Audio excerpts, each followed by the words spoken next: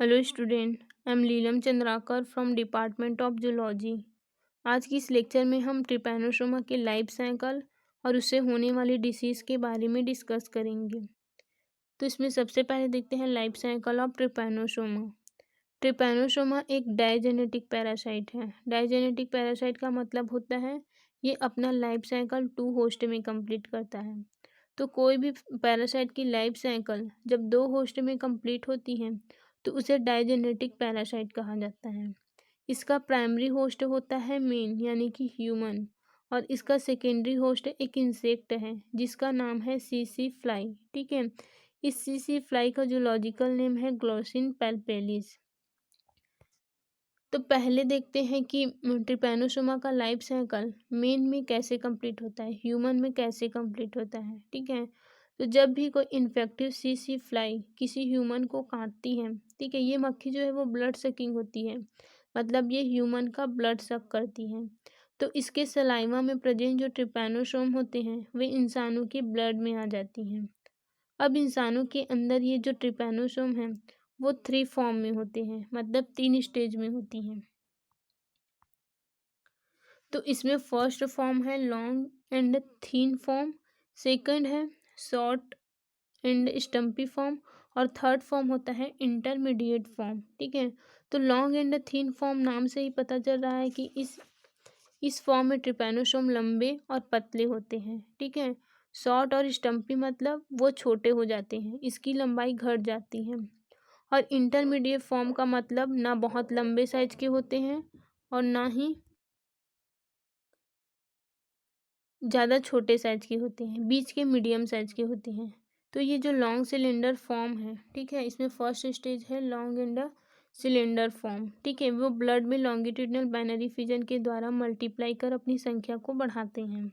ठीक है, तो इस पैरासाइट की इन्फेक्टिव स्टेज सिस्टिक स्टेज होती है, जो कि मक्खी की सलाइवरी ग्लैंड में पाई जाती हैं। जब कोई ऐसी इन्फेक्टिव स्टेज की फ्लाई किसी भी स्वस्थ मनुष्य के ब्लड को सक करती है, तब इस फ्लाई की सलाइवा के साथ ये जो इन्फेक्टिव मेटासिस्टिक स्टेज है लंबे एवं सिलेंडर हो जाती है। ठीक है, और ये फ्लेजेला की हेल्प से ब्लड प्लाज्मा में मूवमेंट करता है। ठीक है, ब्लड में ये लॉन्गिट्यूडनल बाइनरी फिजन के द्वारा मल्टीप्लाई करते हैं, तो इसमें डिवीजन होता है और ये अपनी संख्या को बढ़ाते हैं। ठीक है, पर्याप्त संख्या में ग्रोथ करने के बाद होस्ट के ब्लड में जब एंटीबॉडीज बन जाते हैं तो ये उसमें ग्लूकोज का अवशोषण बंद हो जाता है। ठीक है, जिसके कारण जो पैरासाइट है उसमें लॉन्गिट्यूडनल बाइनरी फिजन बंद हो जाता है और ये पैरासाइट जो है वो इनएक्टिव हो जाता है, मतलब कि छोटे स्टम्पी फॉर्म में आ जाते हैं। ठीक है, इस समय इन पैरासिटिक स्टेज में फ्री फ्लैजेला का अभाव होता है और इस स्टेज में पैरासाइट जो है वो ह्यूमन के ब्लड में अधिक समय तक जीवित नहीं रह पाता। तो ये यहाँ से यहाँ तक की जो प्रोसेस है वो ह्यूमन के बॉडी में होती है। अब देखते हैं कि सीसी फ्लाई के अंदर इसका लाइफ साइकिल कैसे कंप्लीट होता है। अब जब सीसी फ्लाई वापस से किसी इंसान को काटेंगे तो हम इंसान अगर पहले से इन्फेक्टेड है, हमारे अंदर ट्रिपैनोसोम पहले से हैं, तो ऐसे इंसानों में से ट्रिपैनोसोम चला जाएगा सीसी फ्लाई के अंदर। ठीक है, तो सीसी फ्लाई जब किसी इंसान की ब्लड को सक करेगी और वो इंसान पहले से इन्फेक्टेड है तो वो ट्रिपैनोसोम चली जाएगी एक हेल्दी सीसी फ्लाई के अंदर। ठीक है, अब वहाँ जाने के बाद वो सबसे पहले जाती है सीसी फ्लाई के मीट गट में। ठीक है, मीट गट मतलब उसका जो स्टमक वाला पोर्शन है उसमें जाएगा।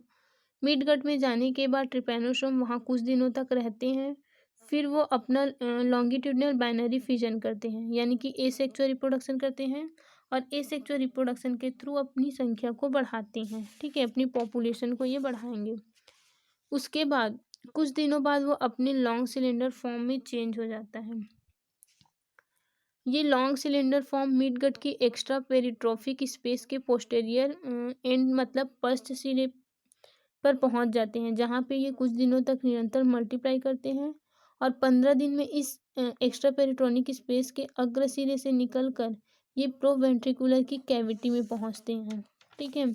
प्रोवेंट्रिकुलर से ये पैरासाइट जो है वो आगे की ओर बकल कैविटी में एंटर करते हैं और अंत में ये सैलिवरी ग्लैंड में पहुंच जाते हैं। यहाँ पर ये पैरासाइट मल्टीप्लाई करते हैं और अपनी मॉर्फोलॉजी को चेंज करते हैं। ठीक है। अब ये मॉर्फोलॉजी को जब चेंज करते हैं तब ये एपीमेस्टिगोट और फिर मेटासिस्टिक स्टेज यानी कि शॉर्ट स्टेम्पी फॉर्म में चेंज होती हैं, जो कि ह्यूमन को संक्रमित करती हैं। ठीक है। इस स्टेज को क्रिथिडियल फॉर्म कहा जाता है, जो कि ह्यूमन को इन्फेक्ट करती हैं। ठीक है। इस स्टेज में ये सैलिवरी ग्लैंड द्वारा जनन कर अपनी संख्या में वृद्धि करती हैं। ठीक है। आगे इसमें फिर से डिवीजन होगा, ये अपनी संख्या को बढ़ाएंगे। उसके बाद ये मेटामॉर्फोसिस मतलब कि अपनी मॉर्फोलॉजी को चेंज कर फिर से ये मेटासिस्टिक स्टेज में चेंज हो जाता है। ठीक है। इस समय सीसी फ्लाई जो है वो किसी हेल्दी पर्सन में डिसीज फैलाने के लिए फिर से ये तैयार हो जाता है। तो ये हुआ इसका लाइफ साइकिल। ठीक है। अब हम देखेंगे पैथोजेनेसिस मतलब कि ह्यूमन में ट्रिपैनोसोम से होने वाले डिसीज कौन कौन से हैं। तो ट्रिपैनोसोम से होने वाला डिसीज है स्लीपिंग सिकनेस या फिर इसी को निद्रा रोग भी कहा जाता है।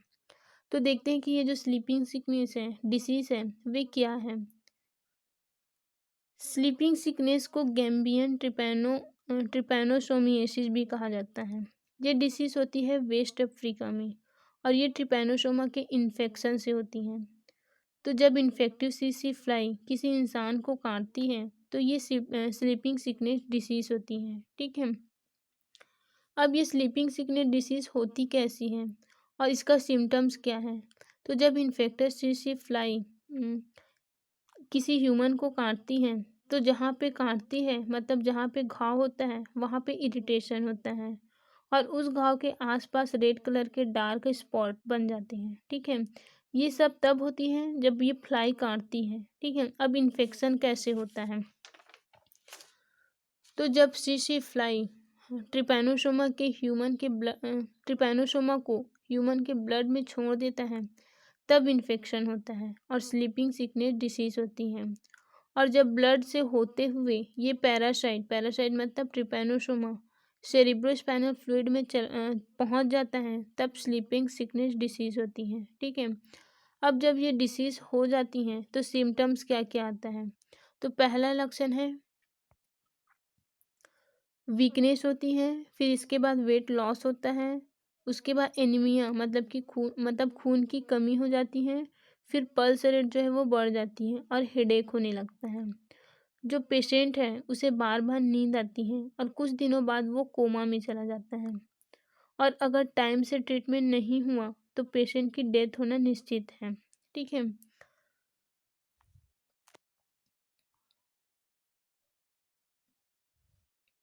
उसके बाद है डायग्नोसिस। फिर इसके बाद है यानी कि इस डिसीज़ की जांच कैसे की जाती है कि वास्तव में उसे स्लीपिंग सिकनेस है कि नहीं। तो उस पेशेंट का पेरिफेरल ब्लड लेकर जांच किया जाता है या फिर सेरिब्रोस्पाइनल फ्लूइड को लेकर के डिसीज़ का कंफर्मेशन किया जाता है। ठीक है कि उसको उसके ब्लड में कोई स्टेज उसके ब्लड में है कि नहीं। ठीक है। उसके बाद है ट्रीटमेंट। ठीक है। तो इसका ट्रीटमेंट कैसे किया जाता है, कौन कौन सी दवा यूज़ की जाती है इसके ट्रीटमेंट में। तो अगर ये ट्रिपैनोसोम सेरिब्रोस्पाइनल फ्लूइड में पहुंच गया तब इसका ट्रीटमेंट बहुत हार्ड हो जाता है, तब ये डिसीज़ जो है वो जल्दी कंट्रोल नहीं होता। लेकिन अगर ये डिसीज़ अर्ली स्टेज में हुई तो कुछ मेडिसिन दिए जाते हैं जैसे कि सुरैमिन सोडियम बेयर 0.25 या फिर एटॉक्सिल मेडिसिन अगर अर्ली स्टेज में दी जाए तो इसे कंट्रोल किया जा सकता है। ठीक है। उसके बाद प्रिवेंशन मतलब इसके लिए कुछ कुछ सावधानी बरतनी चाहिए जैसे कि डीडीटी का डीडीटी का छिड़काव करके सीसी फ्लाई को किल कर दिया जाए। ठीक है। उसे मार दिया जाए या फिर इसके रिजर्वायर होस्ट है उसको ही किल कर दी जाए तो भी इस डिसीज़ को रोका जा सकता है। ठीक है। इसके अलावा हर 2 से 3 मंथ 1 ग्राम सुरैमिन इंजेक्ट करा लेना चाहिए जिससे इसे रोका जा सके। ठीक है। तो ये हुआ ट्रिपैनोसोमा का लाइफ साइकिल और उससे होने वाले डिसीज़ कौन कौन से हैं, उसके ट्रीटमेंट क्या है और उससे कौन कौन सी सावधानी बरतनी चाहिए। ठीक है।